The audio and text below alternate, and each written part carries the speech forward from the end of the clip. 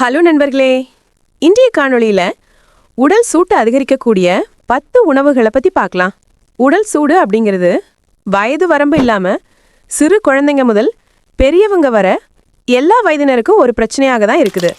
உடல் சூடு அப்படிங்கிறது பித்தம் நம்ம உடம்புல சரியா இல்லாம அதனுடைய அளவு கூடும்பொழுது ஏற்படக்கூடிய ஒரு பிரச்சனை. இதனால தலை முதல் பாதம் வரைக்கும் நம்ம உடல்ல பாதிப்பு ஏற்படுது.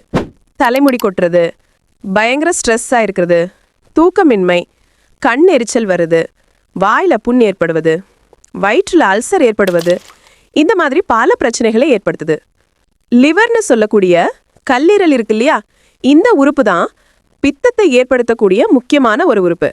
பித்த நீரை அதிகமாக செக்ரேட் பண்ணி நம்மளுடைய யூரினை மஞ்சள் நிறமா மாறுறதுக்கு காரணமாக அமையுது.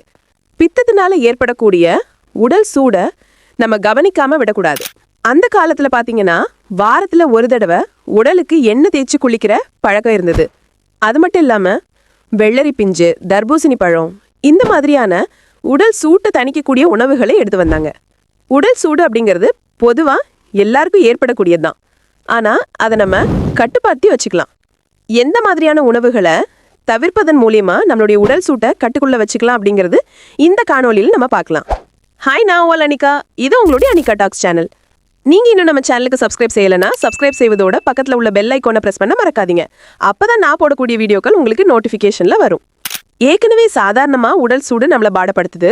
அது மட்டும் இல்லாம நம்ம உணவு மூலமாகவும் மேலும் இந்த உடல் சூட்டை அதிகப்படுத்தும் பொழுது நமக்கு பலவித பிரச்சனைகளை ஏற்படுத்துது.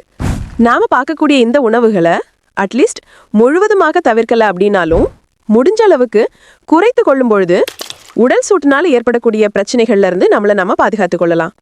உடல் சூட்டு தணிக்கிறதுக்கு முதலாவது தவிர்க்க வேண்டிய உணவு மிளகாய். அது பச்சை மிளகாய் இருந்தாலும் சரி, சிகப்பு மிளகாய் இருந்தாலும் சரி.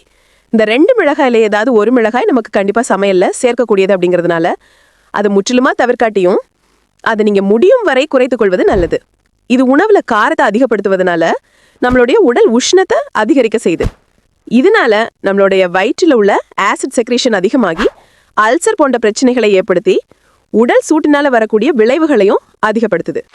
பச்சை மிளகாய் எடுப்பதற்கு பதிலாக காரத்துக்கு நீங்க நல்ல மிளகாய் எடுத்துக்கொள்ளும் பொழுது இது உங்களுடைய உடல் சூட்டை அதிகப்படுத்தாது. அடுத்ததான் நம்ம பார்க்க போறது இஞ்சி.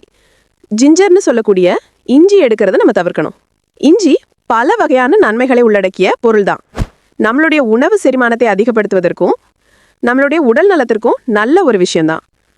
என்னதான் நல்ல விஷயங்கள் இருந்தாலும் இதை வெறும் வயிற்றுல எடுக்கிறத தவிர்க்கணும். சமையல்ல நம்ம இஞ்சி சேர்த்து சாப்பிடுவது நம்ம உடலுக்கு நல்லது தான். ஆனால் அதே சமயத்தில் நம்ம காலையில் இஞ்சி டீ வெறும் வயிற்றுல குடிக்கும் பொழுது அல்லது இஞ்சி சாறு இதெல்லாம் குடிக்கும் பொழுது இது உங்களுக்கு அசிடிட்டி ஏற்படுத்துவதோடு உடல் சூட்டையும் அதிகப்படுத்துது. மூணாவதா, பழங்களில் நம்ம மாம்பழம் அதிகமாக சாப்பிடும்போது நம்மளுடைய உடல் சூட்டை அதிகப்படுத்துது. வயிற்று வலி, பேதி இது போன்றவைகளை ஏற்படுத்துது. எனவே மாம்பழத்தை நம்ம கூடுமான அளவு அதிகமாக சாப்பிடுவது தவிர்க்கிறது நல்லது. நான்காவதா நம்ம உடல் உஷ்ணத்தை குறைக்க தவிர்க்க வேண்டிய உணவு அப்படின்னு பார்க்கும் பொழுது எண்ணெயில் பொரித்த அனைத்து வகையான உணவுகளையும் நம்ம சாப்பிட்றதை தவிர்க்கணும். நம்ம மெனுல பல வகையான பொரித்த உணவுகளுக்கு இடம் இருக்குது. இருந்தாலும் இந்த மாதிரியான உணவுகளை நீங்க வெறும் வயிற்றுல எடுக்கும் பொழுது இது உடல் உஷ்ணத்தை அதிகரிக்க செய்யுது. பொதுவாகவே எண்ணெய் கொண்டு தயாரிக்கக்கூடிய உணவு பண்டங்களை குறைத்து உண்பது நம்ம உடலுக்கு எப்பொழுதுமே நல்லது. அதிலும் இப்போது வரக்கூடிய எண்ணெய்கள்ல அதிக கலப்படம் செய்யப்படுது. இந்த மாதிரி எண்ணெய்கள்ல இருந்து தயாரிக்கப்படக்கூடிய உணவுகளை சாப்பிடும் பொழுது அசிடிட்டி அதிகமாகுது, பித்தத்தை அதிகரிச்சு உடல் சூட்டை ஏற்படுத்தி நம்மளுடைய கல்லீரலை சேதப்படுத்துது. இதோடு சேர்த்து உடல்ல கெட்ட கொழுப்பும் அதிகரிக்க செய்யுது. ஐந்தாவதா, நான்வெஜ் ஃபுட். பொதுவாகவே சிக்கன், பீஃப், மட்டன் இந்த மாதிரியான உணவுகள்ல அதிகமான புரதச்சத்து இருக்குது. இந்த மாதிரி உணவுகளை நம்ம சாப்பிடும் பொழுது உடல்ல ஜீரணமாகிறதுக்கு அதிக நேரம் எடுக்கும். இதனால உடலுடைய உஷ்ணம் அதிகரிக்குது. இதனால சில பேருக்கு இந்த மாதிரியான மாமிச உணவுகளை எடுக்கும் பொழுது வயிற்று உஷ்ணம் அதிகரித்து வயிற்றுப்போக்கு மற்றும் வயிற்று வலி கூட ஏற்படுது. பித்தம் அதிகரித்து சிறுநீர் மஞ்சளாக போவதற்கும் நம்ம அதிகப்படியான புரதச்சத்து உணவுகளை எடுக்கிறது ஒரு காரணம் தான். அதற்காக முற்றிலுமா புரத உணவை நீங்க தவிர்க்கணும்னு நான் சொல்ல வரல. நம்ம உடலுக்கு தேவையான அளவுக்கு புரதச்சத்து உணவு தினமும் எடுத்தா இந்த பிரச்சனை ஏற்படாது. ஆறாவதா, மதுபானம் மற்றும் புகையிலை. இது பொதுவாகவே நம்ம உடலுக்கு தீங்கு விளைவிக்கக்கூடியது. உடலுடைய உஷ்ணத்தை அதிகரிக்க செய்து லிவர் ஃபங்க்ஷனை முற்றிலுமாக சேதப்படுத்துகிறது. பல தீமைகளை தரக்கூடிய இந்த மாதிரியான பழக்கங்களை நம்ம தவிர்க்கும் பொழுது உடல் ஆரோக்கியத்தோடு இருக்கும். 7வதா டீ மற்றும் காஃபி நம்ம எடுக்கும் பொழுது நம்மளுடைய உடலுடைய பித்தத்தை அதிகரிக்க செய்து உடல் சூட்டை கூட்டுது. டீ காஃபி அருந்தக்கூடியவங்க அளவை குறைச்சி கொள்வது நல்லது. 8வது மாவு சார்ந்த உணவுகளை நம்ம எடுக்கிறது தவிர்க்கிறது நல்லது. உதாரணமா மைதா மாவுல செய்யக்கூடிய பரோட்டா, கோதுமையில செய்யக்கூடிய பூரி வகைகள், இந்த மாதிரி உணவுகளை நம்ம எடுக்கும் பொழுது நம்மளுடைய உடலுடைய சூட்டை கூட்டுறது மட்டும் இல்லாம தேவையில்லாத கெட்ட கொழுப்புகளை அதிகரிக்க செய்து மலச்சிக்கல் போன்ற பிரச்சனைகளையும் ஏற்படுத்துது. இந்த மாதிரி உணவுகளை மிகவும் குறைவாக சாப்பிடும் பொழுது இந்த பிரச்சனைகள் வராம தவிர்க்கலாம். 9வதா இனிப்பு உணவுகளை நம்ம எடுக்கிறத தவிர்க்கணும். குறிப்பாக பேக்கரியில செய்யக்கூடிய ப்ராசஸ்ட் உணவுகளை நம்ம சாப்பிடும் பொழுது உடல்ல இன்ஃப்ளமேஷன் சொல்லக்கூடிய வீக்கங்களை உருவாக்கி பித்தத்தை அதிகரிக்க செய்து கல்லீரல பாதிப்பை உண்டாக்குது.